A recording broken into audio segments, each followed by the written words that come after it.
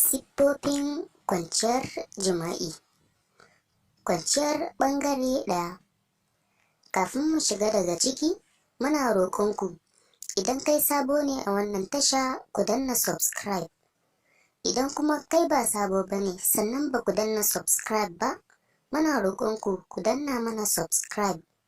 Sannan ku danna alamar ƙararrawar sanarwa ta yadda za mu sanar da ku da zaran mun ɗora sabon bidiyo.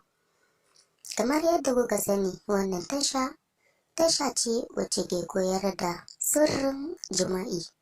Don haka ga duk mai bukata sai ya danna subscribe. Kwanciyar ɓangare ɗaya ta baya. Ita kuma wannan kwanciya ana yin ta ne kamar yadda ake yin kwanciyar ɓangare ɗaya ta gaba.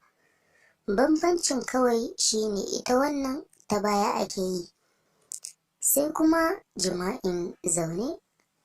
Yadda ake yin wannan jima'in shine namiji zai zauna, ita kuma matar za ta zauna a kan cinyoyinsa.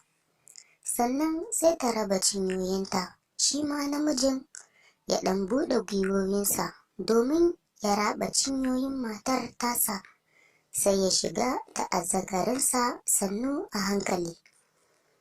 Kwanciyar mimmiƙe. Yadda ake yin wannan kwanciya kuwa shine bayan namiji ya shigar da azzakarinsa cikin farjin mace, sai macen ta haɗa cinyoyinta ta miƙe ƙafafunta. Shi ma namijin sai ya haɗe cinyoyinsa,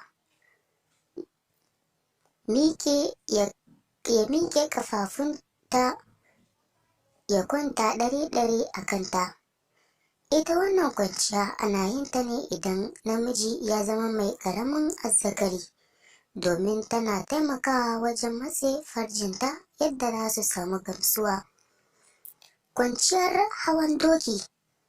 Yadda ake yin wannan kwanciya kuwa shine namiji ya kwanta a kan gadon bayansa, ya lanƙwashe gwiwarsa kaɗan ta yadda zai ɗan ɗago cinyoyin mace da gwiwoyi.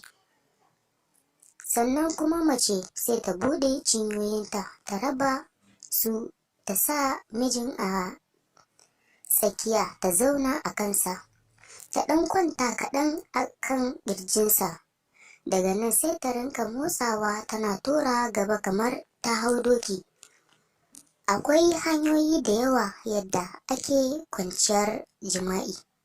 Don haka za mu ci gaba da kawo muku sababbi fitattu darussa akan yadda ake kwanciyar jima'i, kai har ma ga yadda ake saduwa, sabon aure ne ga tsohon aure kuma, sannan kuma ga wanda ba su iya ba ma ga baki ɗaya, ga wanda kuma suke kan shirin yin aure. Duk muna koyar da abin da ya shafi sirrin jima'i a wannan tasha mai suna Hausa Online.